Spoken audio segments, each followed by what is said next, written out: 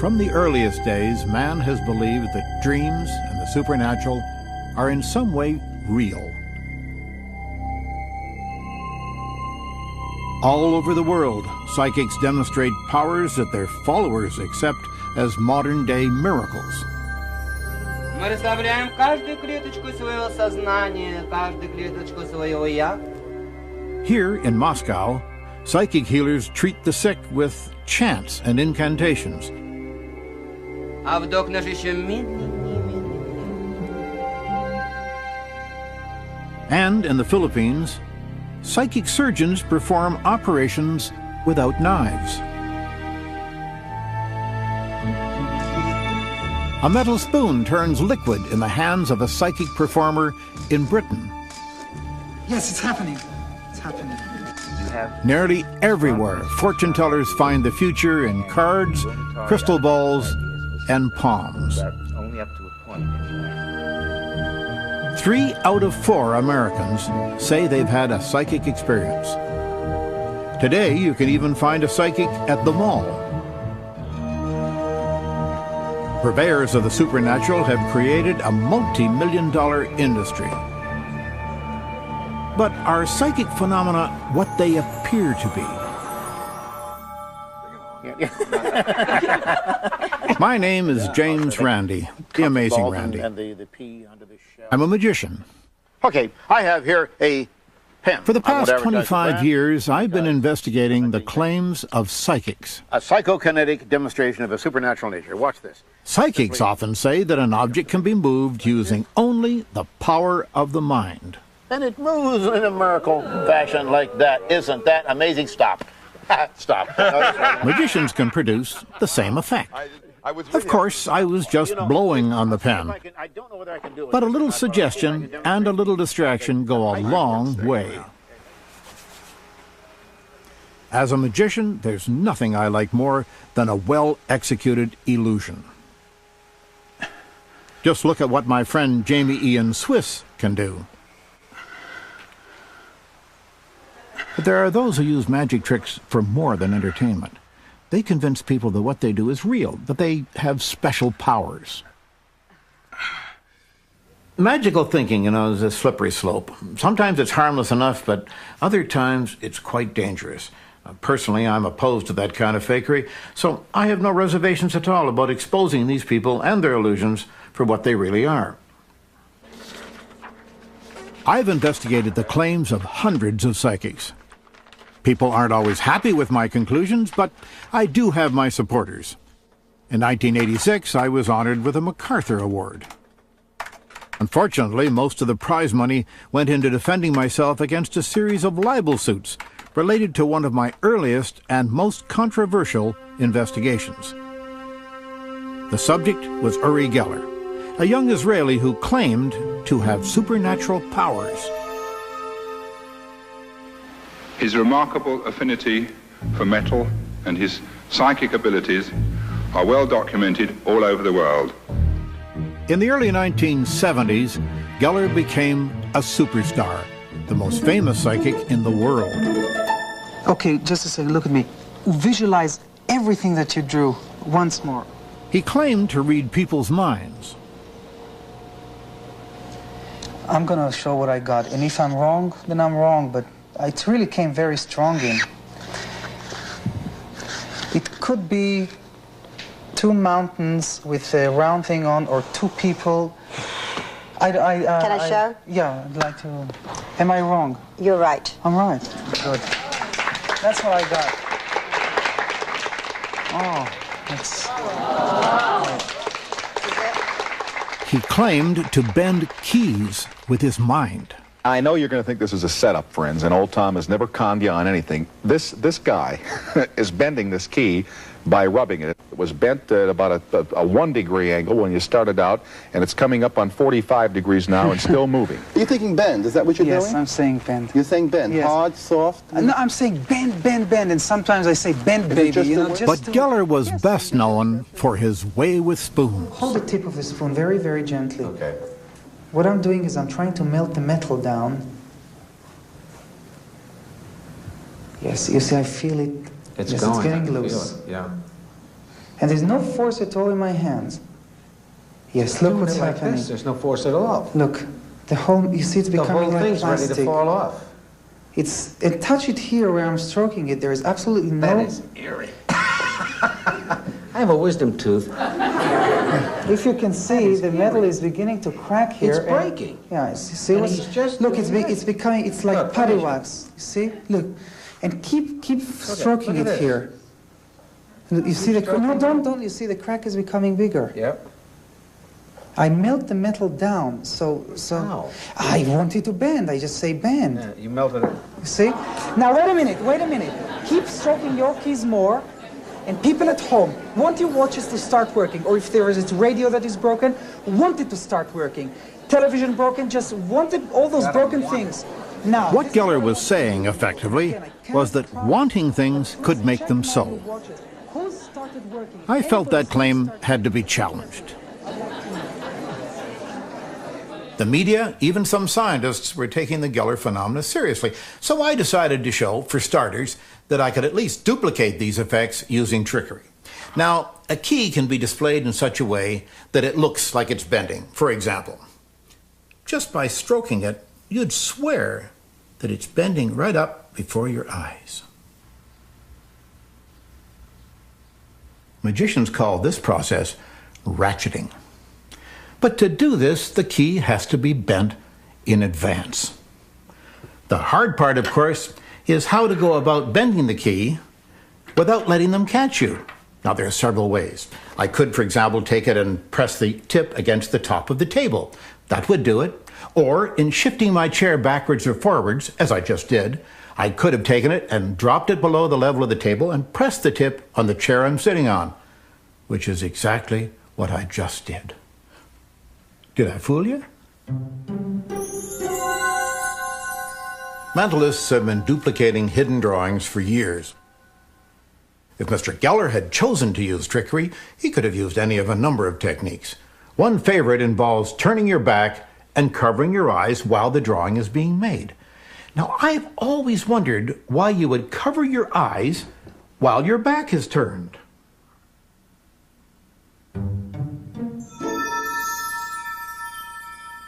But melting metal is something else again. It's done something like this.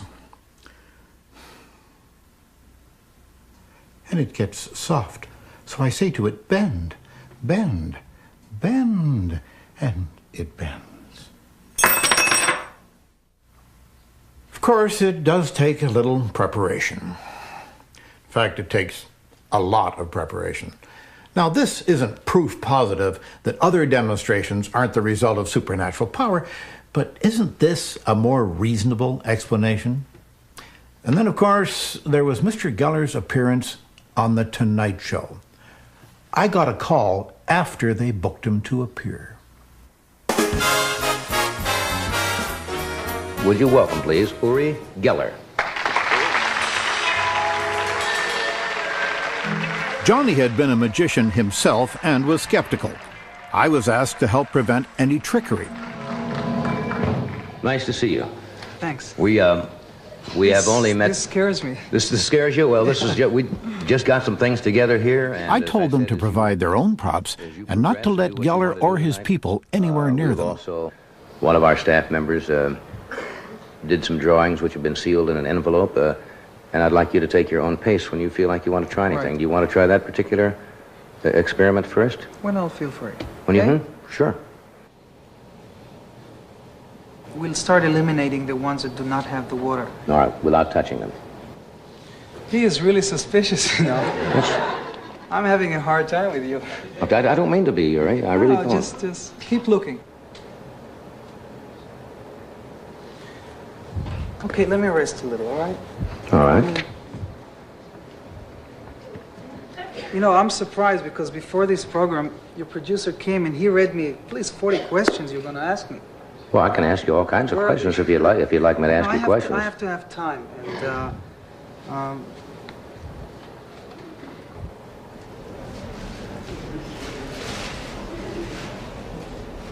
All right, we are back. Uri was telling me you don't feel what, strong tonight? I don't Is that... feel strong. It's not all tonight. Right now I'm feeling being pressed, and then I can't. Well, I'm not trying to press you. I really not. No, you're only telling me, well, will you try that or that or that?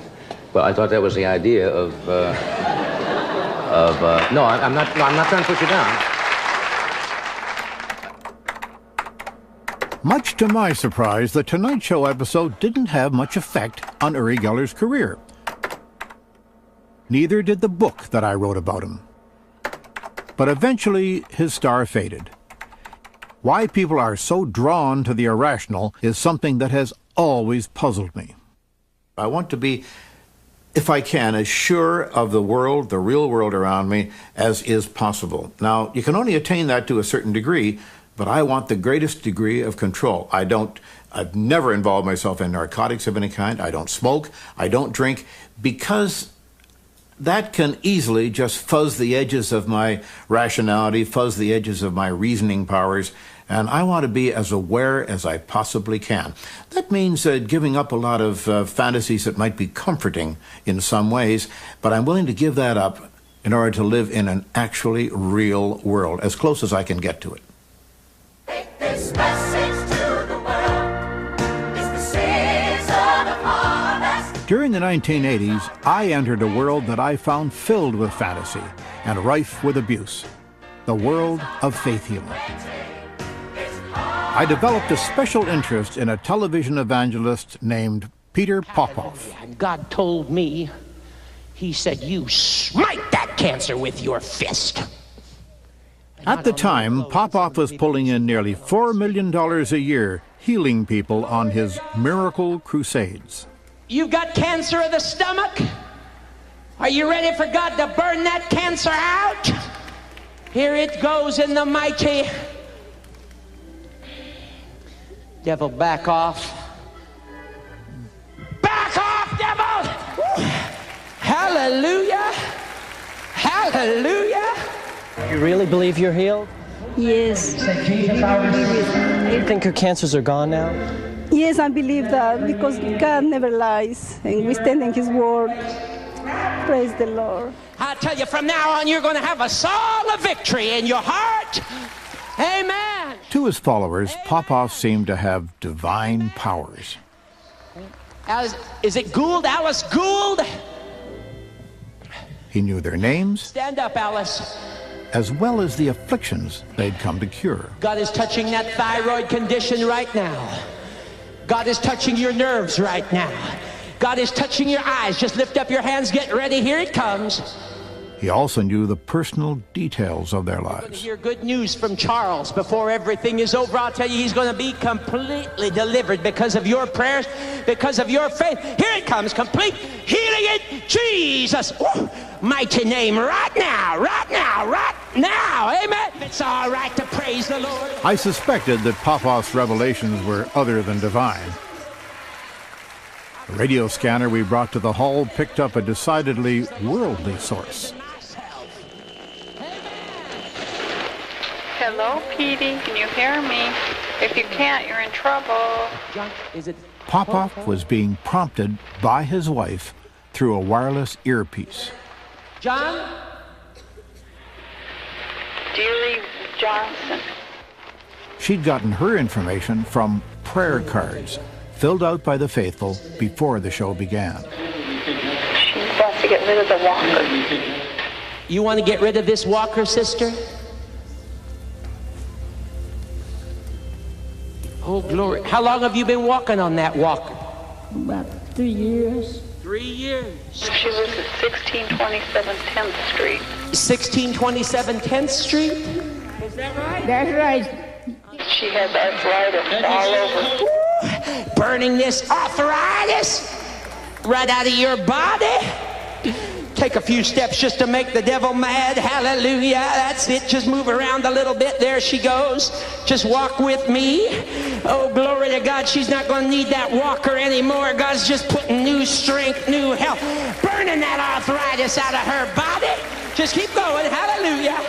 Hallelujah. I was able to arrange for another broadcast of the Miracle Crusade on The Tonight Show, but this time the wireless prompting was included. In 1987, Peter Popoff declared bankruptcy. Greater is he. Greater is he. The laying on of hands takes on new meaning in the Philippines, where psychic surgeons perform miraculous operations without knives. I investigated this phenomenon, then went on The Tonight Show to demonstrate what I'd learned. Believe me, what you're seeing is strictly special effects. It's sleight of hand and nothing more. And this is the way it looks.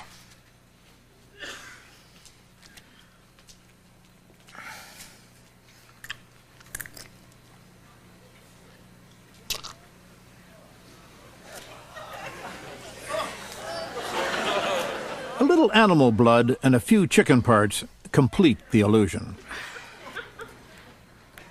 A bonus.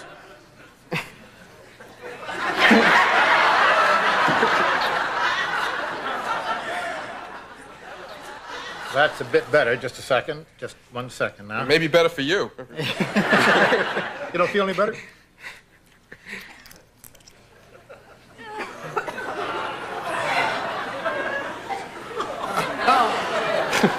Oh, no, that doesn't come out.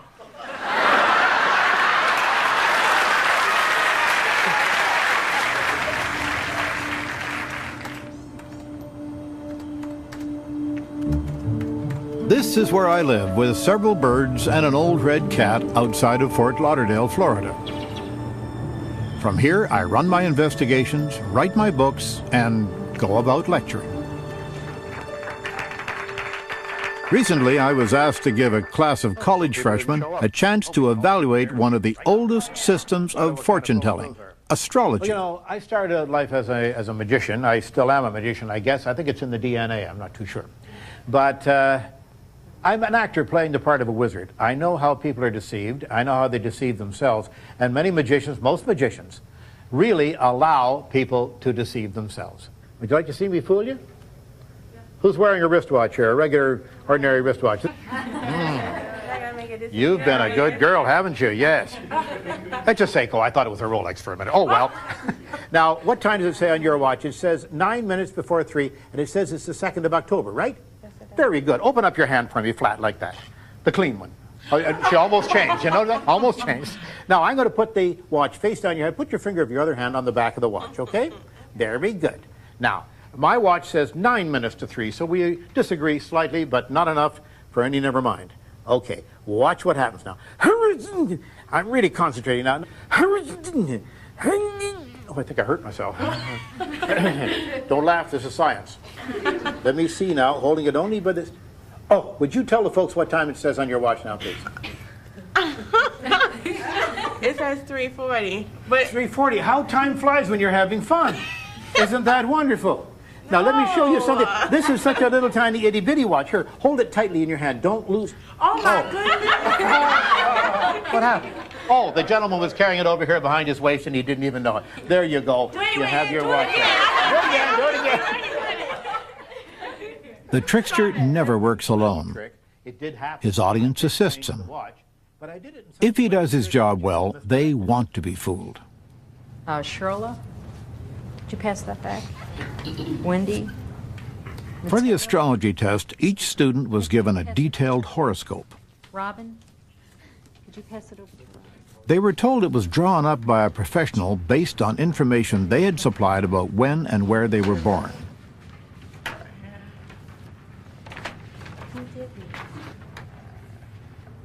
Actually, these horoscopes were not quite what they appeared to be.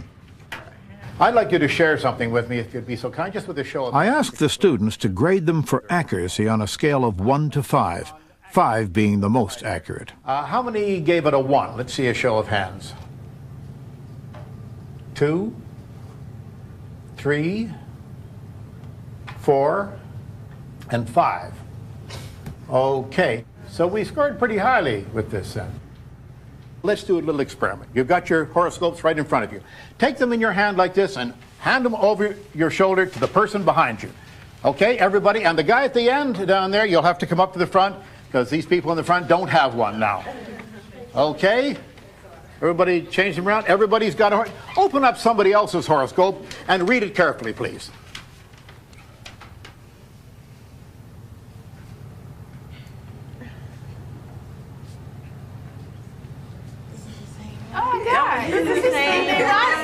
What a surprise. They had all received the same horoscope. The personality descriptions were generally true of everyone, like, recently you have had to recover from a disappointment. Some of them seemed specific because they were so personal. Your sexual adjustment has presented some problems for you. And there were others that anyone might hope would be true. You have a great deal of unused capacity. People like to believe certain things are true. And they like to fall for very specific, absolutely enormously accurate horoscopes, right? Right. Of course they are. Did you have a question? Yes, I have a question. So why do people persist in ascribing to these systems? That's the big question, of course. And psychologically, that is the most interesting question. I think that people are trying to get some control over their lives. By knowing more about themselves, of course, they get control over their lives. But that's what we're doing, all of us, each and every day of our lives. Whether it's financial, whether it's emotional, whether it's a love interest, whether it's health, we're trying to get control of our lives. We're looking for power. And astrology offers you apparently a very old and a very easy formula whereby you can do that sort of thing. What you've presented me today is evidence that this can be misused or abused, but you have not convinced me that there is nothing to this. Oh, no, I didn't intend to do that. Okay, and I feel that your exercise today was kind of cynical and one-sided, and somehow it is wise to be unbelieving in this. Well, I can't prove it doesn't work. I can never prove it doesn't work. And I've seen it a lot of times where intellectuals have wanted to disprove mystical things because since it didn't fit into their framework of beliefs, they wouldn't allow it. But I can't prove to you that Santa Claus doesn't exist. I really can't. I can't disprove anything. I can't prove a negative. But I can show you that it's not very likely to be true. That's the best I can do.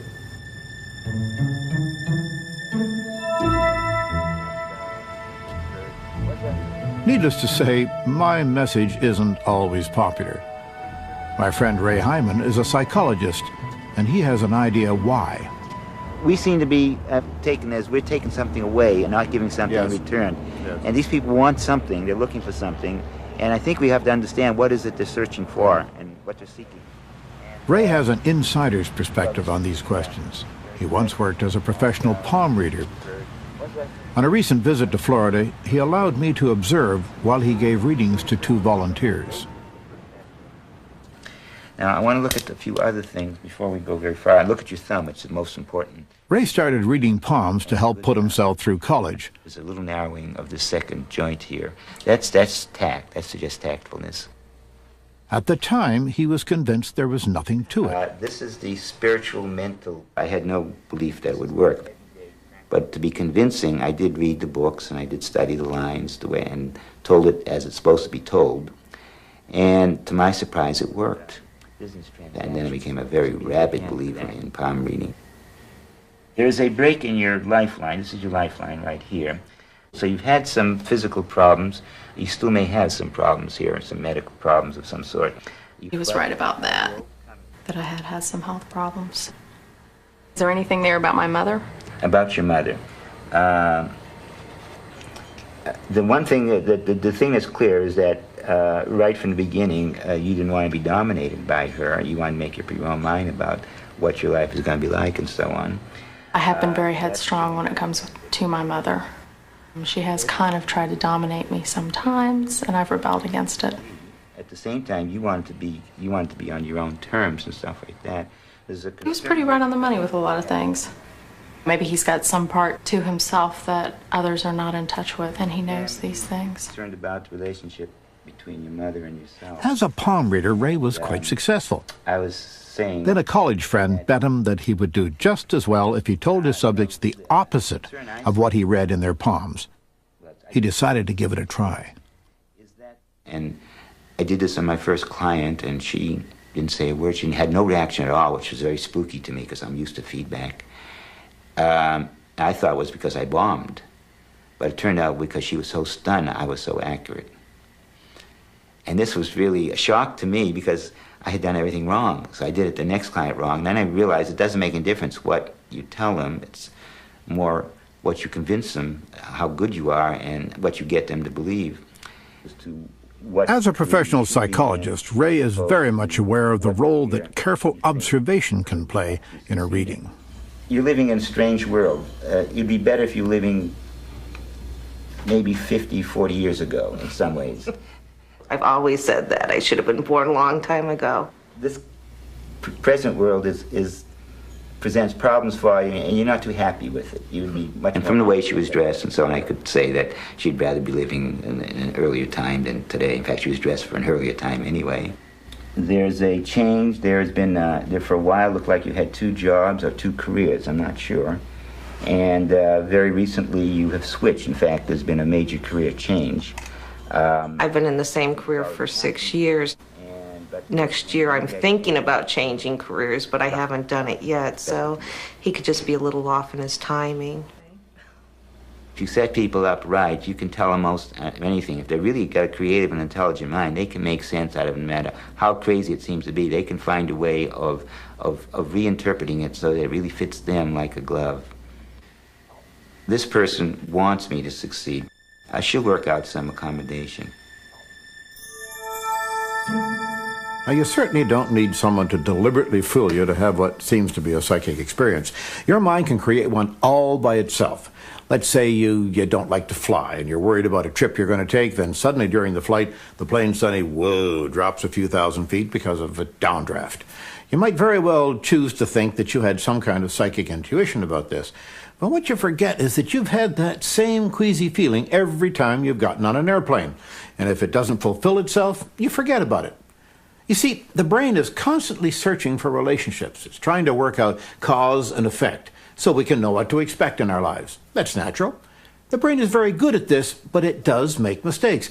And one way to explain these mistakes is by some kind of psychic explanation.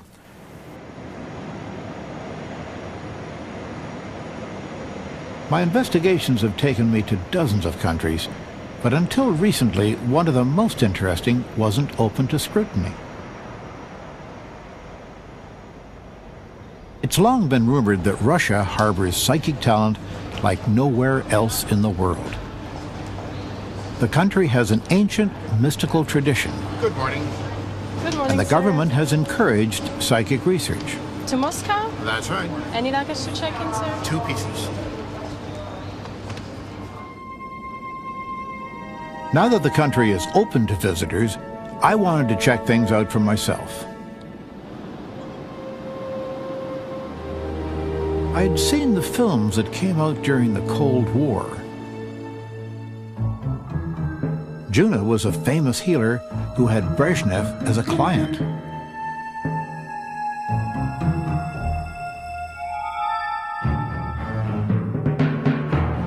Karl Nikolaev could apparently turn on lights with the force of his will.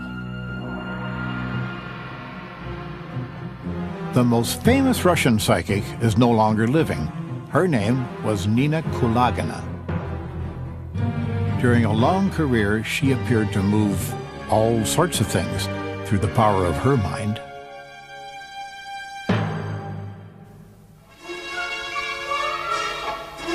Now that the media are no longer strictly controlled, there's a vast new audience for the paranormal on Russian television. Every night, a program called The Stars Speak precedes the news with an astrological forecast. The psychic Kasparovsky has even used television to demonstrate his claimed ability to control pain. In this case, during a live operation.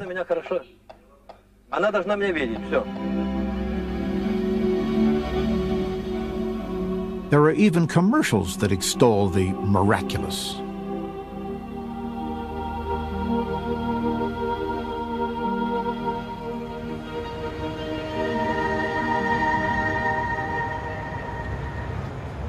During the Cold War, both the Soviets and the Americans carried out research on psychic warfare. At one time, there was fear in the Pentagon about a psychic or psi gap. The Russians claimed some success with psychic mind control, but their evidence was sketchy.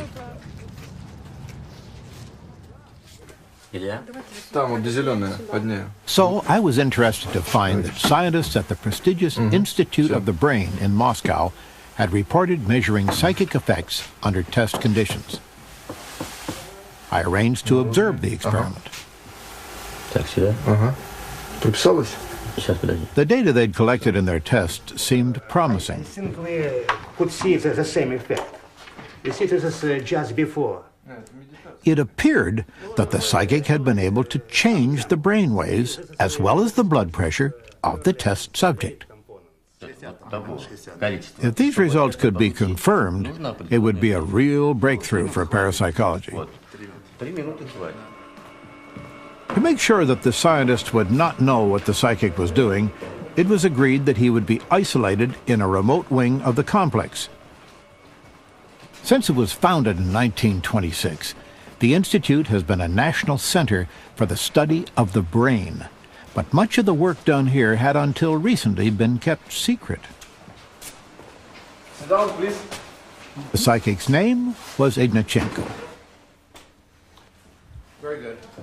According to parapsychologists in Moscow, he was the real thing. All right, we now have a little over 1 minute before we will start the selection process. Okay? Accompanying him was Zoya, his assistant.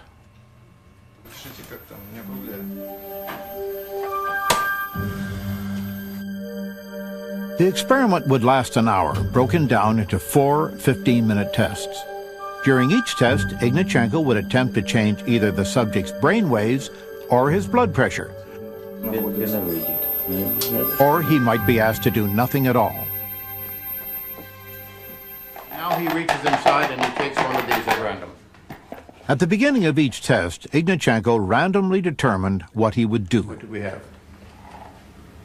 That is the null. Okay, so we do nothing for 15 minutes.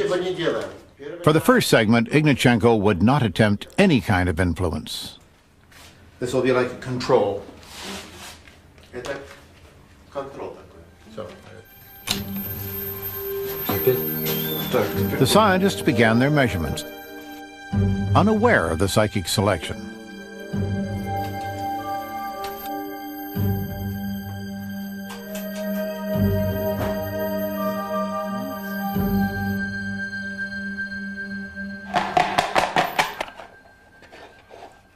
For phase 2, Ignatchenko chose a heart symbol. He would try to change the subject's blood pressure.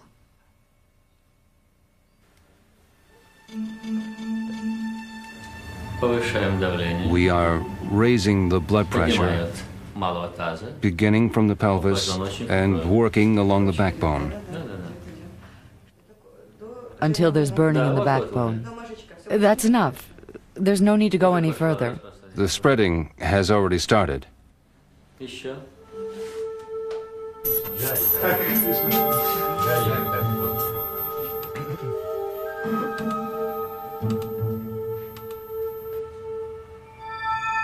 Phase 3, the brain. Ignatchenko would try to change brain waves.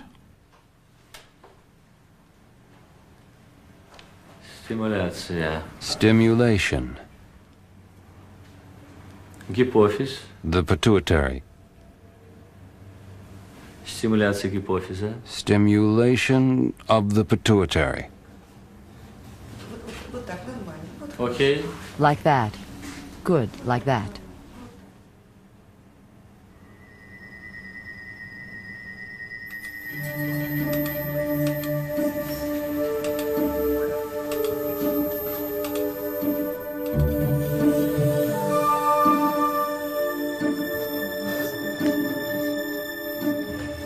The fourth and last test would again focus on changing brain waves. He will now be very smart. We have stimulated both the right and left brain.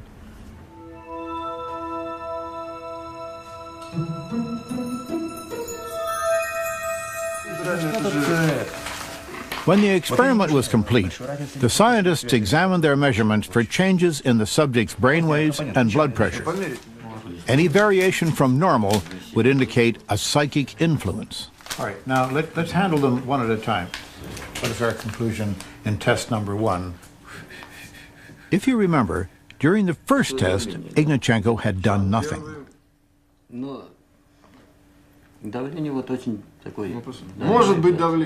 It could be the blood pressure. The scientists saw a change in the subject's blood pressure. Then, number 2. In test 2, Ignatchenko had tried to change blood pressure. The effect was on the brain. I think so. Sergei may disagree. This time, they detected a change in his brain waves. Now, what do we think on 3 here? With some disagreement, they called the next test correctly for the brain. Maybe we're brain in third case. Maybe. Okay. That's brain. What about number 4? The last test had been another attempt to change brain waves. Nothing. None, okay. No. But the scientists found no change at all. All right, shall we announce the results then? The experiment had produced one positive result out of 4. Just what would be expected by chance alone. Not very convincing evidence. So what about their previous claims? I had an idea what might be at work here. I suspected that in the past, when they examined their data, they had known what effect they were looking for. In scientific lingo, that the test had not been blinded. They confirmed this, raising the possibility that their previous work had not been objective. To see some correlation. But one of the group believed that the problem lay elsewhere. I feel strongly that it is impossible to accurately measure these extrasensory phenomena by observing electrophysiological indicators, because the methods are too crude. But remember that modern methods, no matter how complicated, technical, and technically perfect and advanced, are of no use whatsoever unless it is conducted in a double-blind fashion. Of course, the results of a single test are in no way conclusive. But one thing I've learned over the years is that scientists, like the rest of us, have an uncanny ability to find what they're looking for, whether it's there or not. Could see only influence in respect of visual stimulation.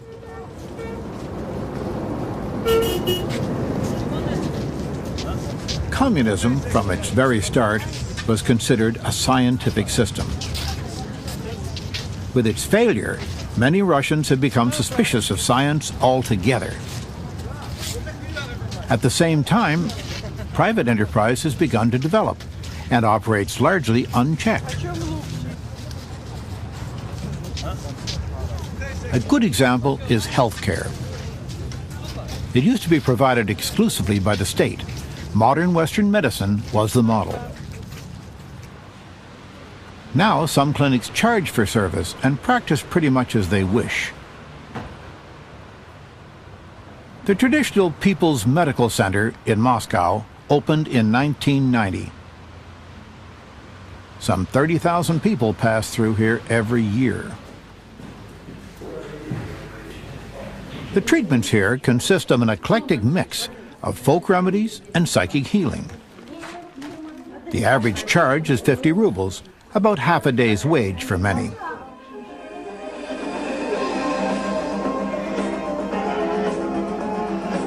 There are therapies for nearly every ailment, from cancer to impotence. This healer claims to be able to alter the body's chemistry through the power of his will.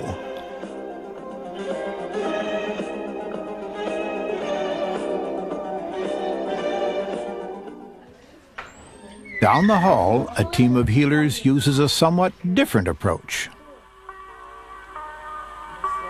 We were told that these patients were having their biofields adjusted.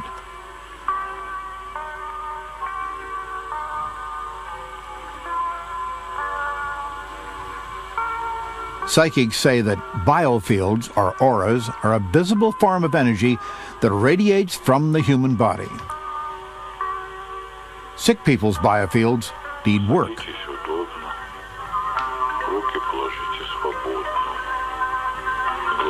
откинуты на спинку кресла, ноги не перекрещены, свободны. Bottles of water are found throughout the clinic.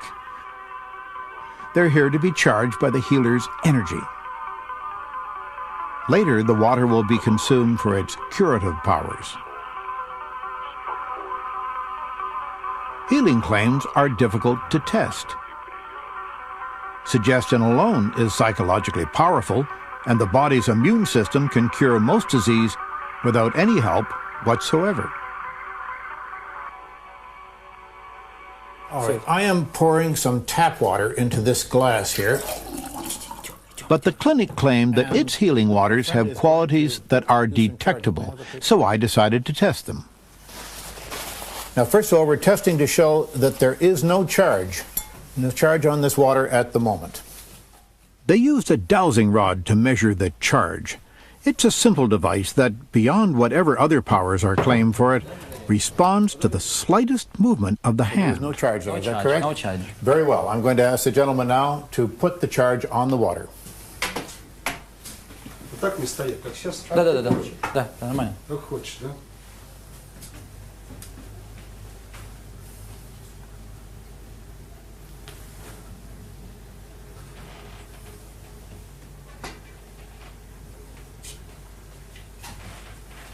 Показывай поле. He's showing the field of. Apparently, the field of charged goes water. out for several meters.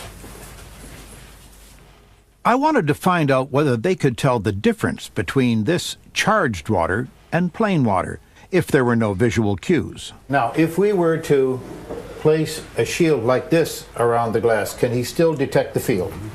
They said the shield wasn't a problem, but that such a test just couldn't be made. It seems that the charge would be picked up by all other water nearby, making differentiation impossible. We tried to find another approach. You'll check it by this. They claimed that charged water would reduce blood pressure. I would simply have my blood pressure measured before and after drinking some of it. Measuring blood pressure. But here, blood pressure was measured rather uniquely. 17 millimeters. Low, high. Are we going to use this machine eventually? I requested that a standard blood pressure cuff be You'd used. like to prove that he will say how is your blood pressure, and then you'll check it by this. Okay. Who will check it? This gentleman or somebody else? But once again, we were stymied. No one in the entire facility knew how to use the cuff. There's no one, any doctors here. Just all not traditional.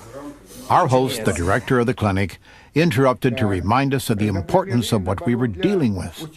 He said the water had other, even greater virtues. It aided weight loss, increased energy, even bolstered the immune system. Imagine this water appearing all over America in different bottles, green, rose, red, and people could drink it quietly and improve their health. If this water is so powerful and so important and has such very special qualities, it must be possible to tell whether or not it's ordinary water or charged water, regardless of all these other influences. We've been told, yes, that can be done. Now we're being told, no, it can't be done. Because there are too many. Before he came into the room, we mixed these up like that. Finally, it was concluded that if a charged glass of water was kept at a certain distance from other glasses of normal water, there would be minimal contamination. 3 glasses would be placed around the room.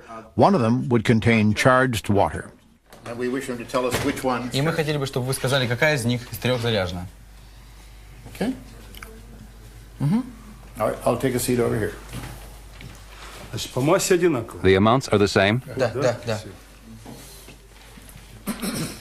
There would be 3 attempts to identify the glass of charged water. The law of averages would give 1 accidental success. 3 hits by chance alone would be improbable.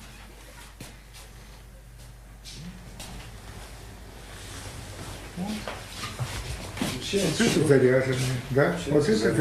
said that this is charged. This is the charge. Yes. Okay. If they leave the room now, we'll do it a second time with randomizing. Okay. Если можно еще раз повторить это. But there was once again a problem.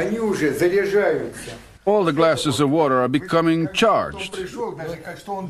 When he comes in here, the other glasses start taking on a charge because he starts thinking. The charging is driven by this mental energy, the energy of thought. Apparently, the very act of measuring a charge created a new charge. Okay, so and it's in fact getting charged each of them. It seemed that the water had yet another special quality, an inability to be tested at all. That's why we couldn't repeat it. Incredible.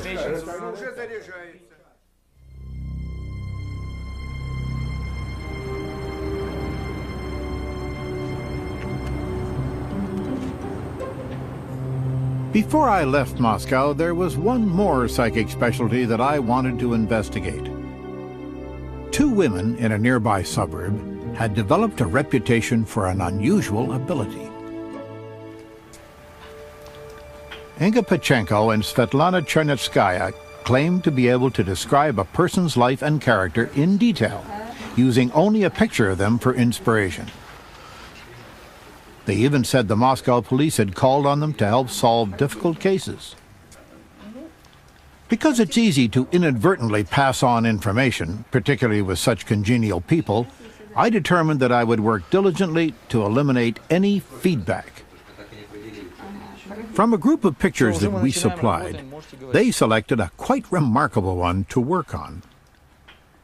Ted Bundy is best known as a serial killer and is believed to have brutally murdered more than 30 women. He was executed nearly 4 years before this session. I'd read about him and found that, ironically, he was a psychology major in college. He was also married and had a child.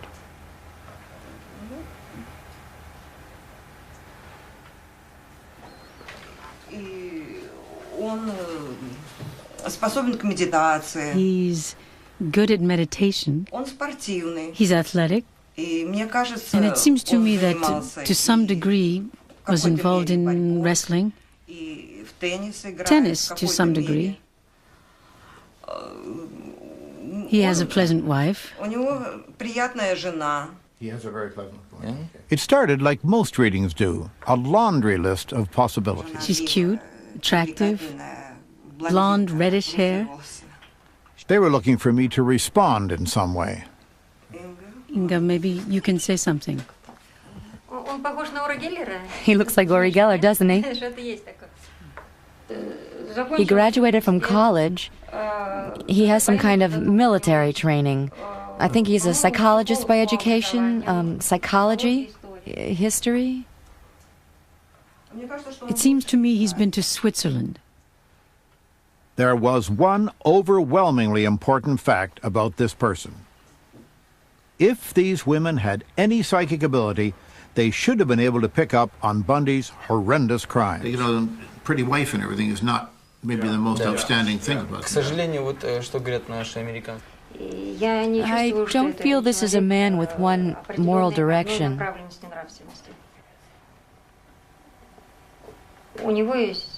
He has a wife, one child, a boy. 3 years ago, something happened that was critically important to his fate. I feel it so clearly. If you would ask questions, we could continue our talk in a particular direction. It was hard to deny these women, but it seemed to me that any questions I asked would give them information.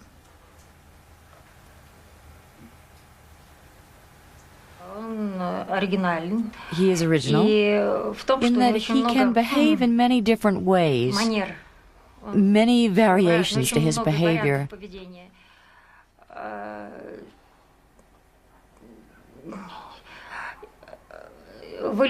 Strong-willed, though it's hard to say this about a person, in a negative direction.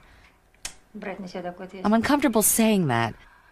A leader.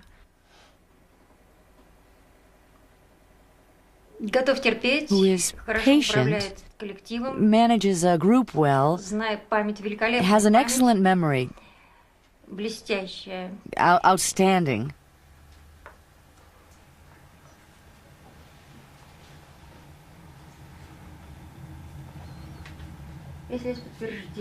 If we had feedback, it would be a completely different emotional search.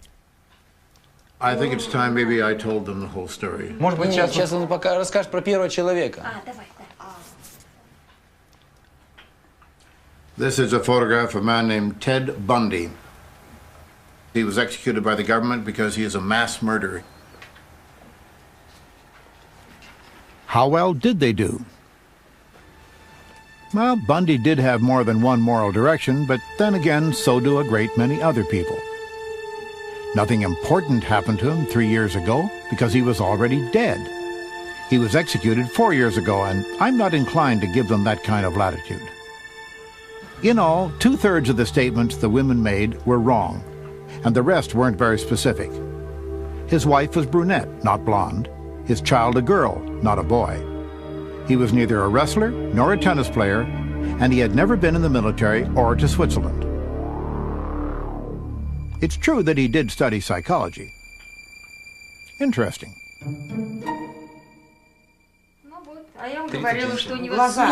I was saying that he had a sad... Yes, the eyes of a sadist. Negative. Had a negative psyche. The morality of a negative character. I said that categorically almost. Not quite. Before there can be results, we need to be unfettered. And we aren't unfettered with him. The information doesn't come. He doesn't inspire us. He makes a stopper, a cork. The woman is complaining, Jim. The woman is complaining.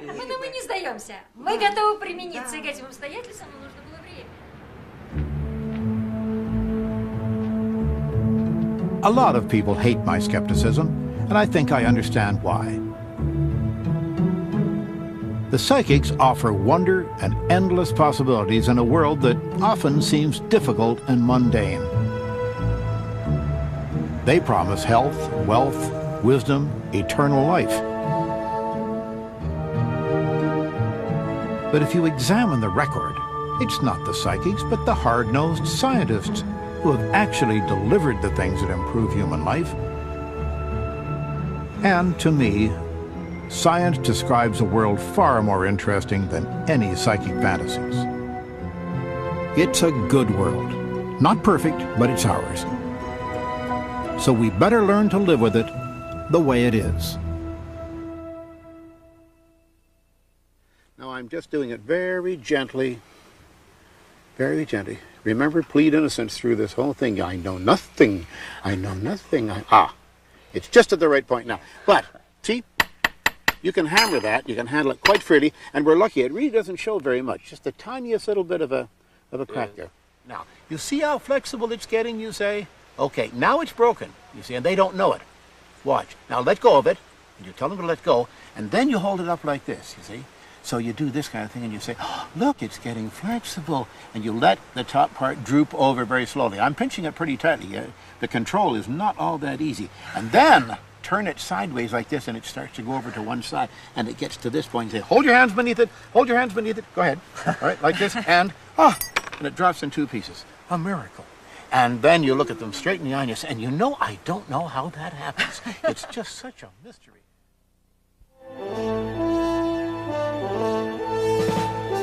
Funding for NOVA is provided by Johnson & Johnson, the signature recognized around the world for commitment to quality healthcare products for the entire family.